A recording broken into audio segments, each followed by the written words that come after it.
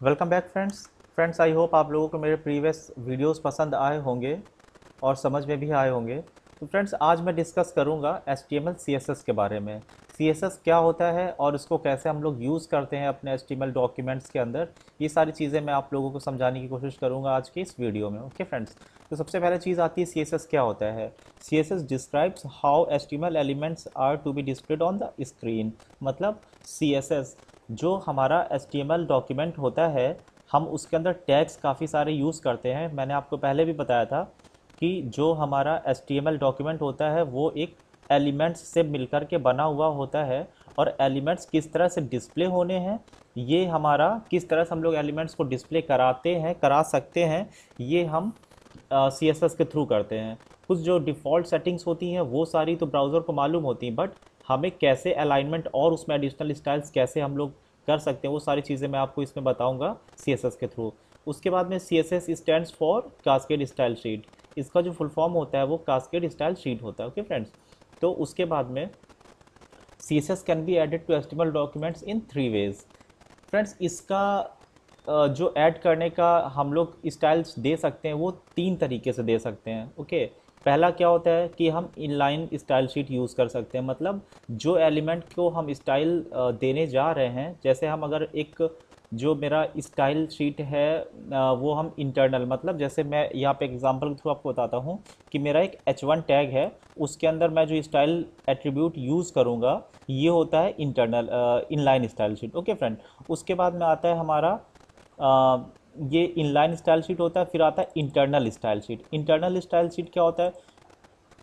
Used to define the style for the same HTML page. ये हम क्या करते हैं, जो इंटरनल स्टाइल शीट होती है ये एक ही पेज के लिए वैलिड होती है। मतलब जिस पेज पे हम लोग ये इंटरनल स्टाइल शीट यूज़ कर रहे हैं ये सेम उसी पेज के लिए इफ़ेक्टिव होगी। इसको हम लोग यूज़ कैसे करते हैं, ये फ्रेंड्स आप लोग क्या इसको यूज़ करने का तरीका होता है कि हम एक स्टाइल एलिमेंट यूज़ करते हैं हेड टैग के अंदर। जैसे ये एक हेड टैग मैं आपको बता देता हूँ, जैसे आपने यहाँ पे यूज़ किया हुआ है ये एक एक्सटर्नल स्टाइल शीट है, इसी तरह से आप यहाँ पे एक style attribute style tag use करके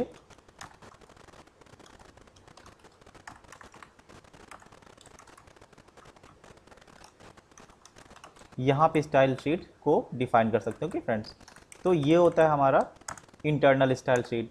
उसके बाद में आता है external style sheet. External style sheet क्या होता है कि हम कोई बड़ा प्रोजेक्ट जब बनाते हैं तो हमारे काफ़ी सारे पेजेस होते हैं उसके अंदर, तो हम क्या करते हैं एक एक्सटर्नल स्टाइल शीट हम लोग बनाते हैं और उसको लिंक कर देते हैं हम अपने जिस भी डॉक्यूमेंट, सारे डॉक्यूमेंट्स के साथ हम लोग लिंक कर सकते हैं ताकि वो सभी के लिए वैलिड रहे और स्टाइल्स जो भी हैं वो उस पर अप्लाई हो सके। ओके, उसके बाद में फ्रेंड्स मैं आप लोग को ये सब चीज़ें एक एग्जांपल के थ्रू समझाऊंगा। तो मैं एक नया डॉक्यूमेंट बना लेता हूँ। फ्रेंड्स, एडिटर मैं नोटपैड प्लस प्लस यूज़ करता हूँ। सॉरी नोटपैड, आप नोटपैड प्लस प्लस या फिर कोई भी एडिटर यूज़ कर सकते हैं, ये आपके ऊपर डिपेंड करता है। ओके, तो मैं एक CSS फाइल बनाता हूँ CSS नाम से। मैं एक रूट एलिमेंट ले लेता हूँ HTML। ये मेरा ओपन टैग हो गया, ये मेरा क्लोजिंग टैग हो गया। उसके बाद में मैं हेड लिखता हूँ, हेड का ओपनिंग टैग ऊपर हो गया, ये हो गया क्लोजिंग टैग। उसके बाद में आता है हमारा बॉडी। जो भी चीज़ें हमें लिखनी होती है, जो ब्राउज़र डिस्प्ले कराता है वो सारी चीज़ें हमें बॉडी के अंदर डिफाइन करनी होती हैं, लिखनी होती हैं। ओके, तो मैं यहाँ पे क्या करता हूँ, एक हेडिंग ले लेता हूँ। ये ओपनिंग टैग था, ये क्लोजिंग टैग हो गया हमारा। ओके, तो मैं क्या करता हूँ, सबसे पहले इसको सेव कर लेता हूँ CSS डॉट HTML के नाम से। ओके, तो मैंने इसको सेव किया। तो मैं यहाँ पे एक लिख देता हूँ हेडिंग, कुछ भी, this is a heading. Okay, इसको मैंने सेव किया और मैं इसको डिस्प्ले कराता हूँ एक ब्राउज़र पे। ओके, तो मैं क्रोम पे इसको डिस्प्ले कराता हूँ। तो देखिए फ्रेंड्स, ये आ रही है आपके पास में heading, this is a heading. अब क्या होगा कि आपको इसको इसके अंदर स्टाइल शीट देनी है। ओके, तो सबसे पहले मैं आपको इनलाइन स्टाइल शीट बताता हूँ। इनलाइन स्टाइल शीट आप कैसे अप्लाई कर सकते हैं। आपको एक एट्रीब्यूट यूज़ करना होता है स्टाइल, ओके। और एट्रीब्यूट के अंदर आपको जो भी स्टाइल की वैल्यूज़ डालनी है वो आप डाल सकते हैं। जैसे मैं क्या करता हूँ, एक कलर ले लेता हूँ रेड, ओके। जैसे आप पेज रिलोड करेंगे इसका कलर आपका चेंज होकर रेड आ जाएगा, ठीक है। तो इसके बाद में अगर आप इसका कलर जगह फॉन्ट वेट चेंज करना चाहते हैं, फॉन्ट वेट या फॉन्ट साइज, मैं फॉन्ट वेट ले लेता हूँ। Font weight is to normal, page reload किया अपना, आपने इसका फॉन्ट वेट जो था वो चेंज हो गया, ओके। फॉन्ट साइज इसी तरह से आप चेंज कर सकते हैं। फॉन्ट साइज इज़ टू, मैंने ले लिया 50 px, फॉन्ट साइज इसका बड़ा हो गया, ओके। तो फ्रेंड्स ये होता है हमारा example of inline style sheet, मैंने आपको बता दिया। उसके बाद में आप क्या कर सकते हैं कि जो ये स्टाइल शीट है आप यहाँ पे चेंज करके, अगर आपको ये आपको एक इंटरनल स्टाइल शीट के अंदर, ये तो इनलाइन स्टाइल शीट हो गया, ओके। इसको आपने एक इंटरनल स्टाइल शीट के अंदर अप्लाई करना है, तो आप कैसे करेंगे? उसका प्रोसीजर फ्रेंड्स होता है, आपको हेड टैग के अंदर एक स्टाइल एलिमेंट यूज़ करना होता है और उसके अंदर स्टाइल आपको डिफाइन करनी होती है। मैंने क्या किया, हेड टैग के अंदर एक स्टाइल एलिमेंट लिया, ओपनिंग टैग ऊपर था, ये क्लोजिंग टैग हो गया। उसके बाद मैंने क्या किया, मुझे जो मेरा सेलेक्टर है, सेलेक्टर मेरा यहाँ पे है H1, मतलब जिस भी सेलेक्टर के लिए हमें स्टाइल्स अप्लाई करनी, तो H1 लिया हुआ है मैंने। मैं क्या करूँगा, जो भी मैंने प्रॉपर्टीज़ इनलाइन में लगाई थी सारी मैंने यहाँ पे पेस्ट कर दी, ओके। मैं सेव करूँगा, पेज को रिलोड करूँगा, कोई इफेक्ट नहीं आया, क्यों? क्योंकि मैंने ये इनलाइन में डाल दिया है, सॉरी इंटरनल में।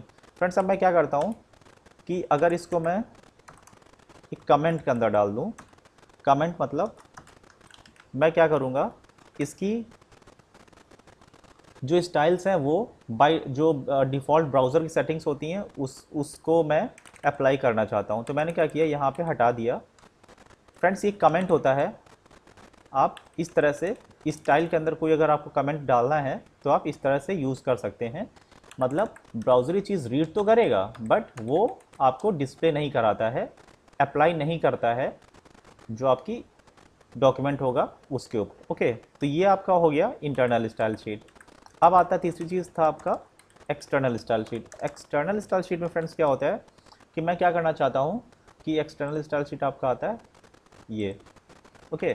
तो एक्सटर्नल स्टाइल शीट के लिए फ्रेंड्स आपको क्या करना होता है कि आपने एक नई स्टाइल शीट, मतलब एक अलग से फाइल बना करके रखी हुई है और आप सारी स्टाइल्स उसके अंदर डिफाइन करना चाहते हैं। फ्रेंड्स ये यूज़फुल कब होता है, जब एक बड़ा डॉक्यूमेंट या फिर बड़ा एक कोई प्रोजेक्ट पे आप काम कर रहे होते हैं जिसके अंदर काफ़ी सारे पेजेस होते हैं, काफ़ी सारे एचटीएमएल डॉक्यूमेंट्स होते हैं, तब के लिए ये बहुत यूज़फुल होता है फ्रेंड्स। क्योंकि आप सभी पेजेस के लिए, जैसे मान लीजिए आपके पास में 10 पेजेस हैं और आप एक हेडिंग चूज़ कर रहे हैं जिसकी स्टाइल आप चेंज कर रहे हैं, तो आप 10 पेज पे तो स्टाइल मतलब अलग अलग इनलाइन स्टाइल शीट या फिर इंटरनल स्टाइल शीट पर आप अप्लाई नहीं कर सकते हैं, और ये एक अच्छा वे भी नहीं होता है, काफ़ी टाइम कंज्यूमिंग होता है। तो आप क्या करेंगे, सिर्फ एक स्टाइल शीट बनाएंगे, उसको आप अपने फोल्डर में सेव कर देंगे और उसको लिंक कर देंगे आप इस वाले से, जिस डॉक्यूमेंट में अप्लाई करना, ओके। तो ये एक ईजी वे होता है और स्टैंडर्ड वे भी यही होता है, ओके। तो मैं आपको ये बताता हूँ कैसे करना होता है। तो उसके लिए आप क्या करेंगे, एक आप नया डॉक्यूमेंट बना लीजिए। मैं बना लेता हूँ एक, मैंने टेक्स्ट डॉक्यूमेंट बनाया style.css। फ्रेंड्स ये मैं क्या करूँगा, ये जो मेरा डॉक्यूमेंट है ये यहाँ पे CSS एक्सटेंशन के साथ सेव नहीं होगा, ये मैंने स्टाइल में रखा, ओके।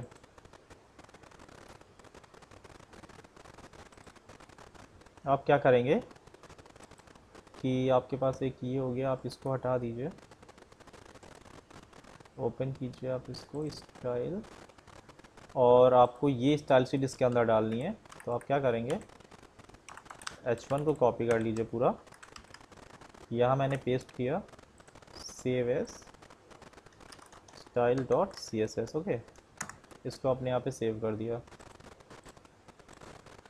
तो फ्रेंड्स ये देखिए आपका इसका आइकन भी चेंज हो जाएगा, ओके। तो ये आपकी कास्केड स्टाइल शीट टाइप देखिए आपका लिख कर के आ रहा है, cascade style sheet document, okay. तो फ्रेंड्स यहाँ पे आप क्या करेंगे, देखिए मैंने यहाँ पे एक आपको तरीका बताया वो कैसे आप लिंक कर सकते हैं, लिंक उसके बाद में रिलेशन आता है स्टाइल शीट, उसके बाद में उसको आप एक एचरफ दे देंगे, मतलब उसकी लोकेशन बता देंगे। ठीक है फ्रेंड्स, तो आप मैं यहाँ पे ऐड कर देता हूँ। यहाँ पे आइए, इसको आप हटा दीजिए पूरा, क्योंकि आपको यहाँ पे एक एक्सटर्नल स्टाइल शीट यूज़ करनी है। आपने क्या किया, लिंक रिलेशन बराबर स्टाइल शीट। ओके, एचरफ के अंदर आपने जो भी नाम दिया हुआ है वो दे देंगे dot C S S. Okay, यहाँ पे आपने सेव किया, पेज को आप रिलोड कीजिए। देखिए फ्रेंड्स, कोई चेंज नहीं आया, मतलब जो आपने स्टाइल शीट डिफाइन की हुई है वो यहाँ पे आ गई। ओके, अब आप क्या चाहते हैं, इसकी स्टाइल कुछ और भी चेंज करना है आपको। आप जैसे आप इसका जो कलर है वो आप इसको रेड से ग्रीन करना चाहते हैं, तो ये आपका ग्रीन हो जाएगा। तो फ्रेंड्स ये ठीक है, आपको समझ में आ गया होगा कि मैं इसका स्टाइल शीट का क्या यूज़ होता है और किस तरह से कहाँ पे कौन सी स्टाइल शीट लगाई जाती है, ये आपको समझ में आ गया होगा। ठीक है, उसके बाद फ्रेंड्स आता है हमारा C S S font. C S S font क्या होता है, उसकी 3 प्रॉपर्टीज़ होती हैं, colour, font family and font size. Okay, ये मैं आपको बता देता हूँ। जैसे आप यहाँ पे क्या करेंगे, इसको एक मैं मैनर्ड वे में आपको लिख देता हूँ ताकि आपको समझ में आ जाए।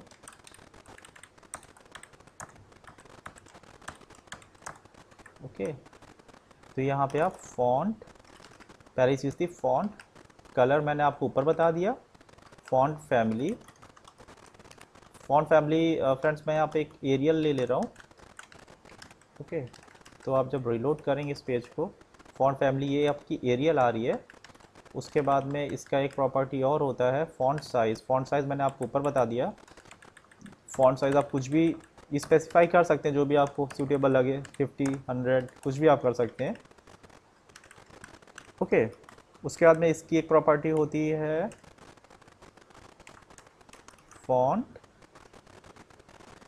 वेट। मैंने आपको फॉन्ट वेट भी मैंने आपको ऊपर बता दिया है। तो फ्रेंड्स इस तरह से आप इसमें चेंज कर सकते हैं। ठीक है, इसके बाद आता है हमारा C S S border. Friends C S S border क्या होता है, सी एस एस बॉर्डर मतलब जो भी मेरा ये एलिमेंट लिखा हुआ है उसका बॉर्डर मुझे कुछ अप्लाई करना है, तो मैं किस तरह से अप्लाई करूँगा। फ्रेंड्स मैं दिखा देता हूँ। बॉर्डर मैंने वैल्यू ले ली 1 px सॉलिड ब्लैक। फ्रेंड्स ये जो होता है एक शॉर्ट हैंड प्रॉपर्टी होती है, ये डिनोट क्या करता है, जो आपका पहला आता है इसकी वैल्यू जो होती है, ये होती है आपकी बॉर्डर की विड्थ। मैंने 1 px डिफाइन की। ये होता है बॉर्डर की जो स्टाइल होती कैसी हो सकती है, जैसे इसमें बॉर्डर की स्टाइल्स काफ़ी सारी होती हैं। फ्रेंड्स मैं आपको आगे चल के सी एस एस का जो पूरा एक कोर्स है उसमें सारी चीज़ें आपको एक्सप्लेन करूँगा। ओके, तो यहाँ पे मैं सॉलिड ले रहा हूँ। उसका तीसरा जो आता है वो आता है कलर। ठीक है फ्रेंड्स, तो आप इसको सेव कीजिए, रिलोड करें आप। फ्रेंड्स ये देखिए आपका एक जो बॉर्डर है वो आपका आ जा रहा है इस तरह से। ठीक है, इसकी वैल्यूज़ मैं चेंज करके दिखा देता हूँ आपको कैसे ये इफ़ेक्ट करती है इस डॉक्यूमेंट को। 5 ले रहा हूँ मैं। फ्रेंड्स ये बढ़ गया। उसके बाद में फ्रेंड्स आता है चीज़, इसके बाद जो है वो है C S S padding. C S S padding क्या होता है फ्रेंड्स, पैडिंग जो होता है वो मैं आपको पहले बता देता हूँ, एग्जांपल दे देता हूँ। पैडिंग मैं ले रहा हूँ 10 px। ओके, यहाँ पे मैं आपको ले ले रहा हूँ 50 px। आप चेंज देखिएगा। ओके, मैं इसकी वैल्यू बढ़ा रहा हूँ 100 px ले ले रहा हूँ। अब इसकी वैल्यू देखिएगा आप। फ्रेंड्स ये जो बॉर्डर दिया हुआ है और ये टेक्स्ट दिया हुआ है, इसके बीच का आप गैप देखिएगा। फ्रेंड्स ये बड़ा हुआ। तो फ्रेंड्स जो ये होता है पैडिंग, ये क्या होता है, जो हमारा टेक्स्ट होता है और जो बॉर्डर होता है उसके बीच का जो स्पेस होता है उसको बोलते हैं हम पैडिंग। ओके, उसके बाद में एक चीज़ आती है इसमें मार्जिन। मार्जिन मैं ले ले रहा हूँ 50 px। फ्रेंड्स फिर से आप इसको डॉक्यूमेंट को देखिएगा, मैं पेज रिलोड करूँगा। अब देखिए ये जो स्पेस है वो आपका बढ़ गया। ओके, मैं इसकी वैल्यू 100 करता हूँ। अब देखिएगा ये स्पेस बढ़ जाएगा। ओके फ्रेंड्स, तो ये होता है हमारा मार्जिन। मार्जिन मतलब जो हमारा बॉर्डर होता है और उसका जो पेरेंट डॉक्यूमेंट होता है, पेरेंट जो एलिमेंट होता है उसके बीच का स्पेस। ओके, तो ये होता है हमारा मार्जिन।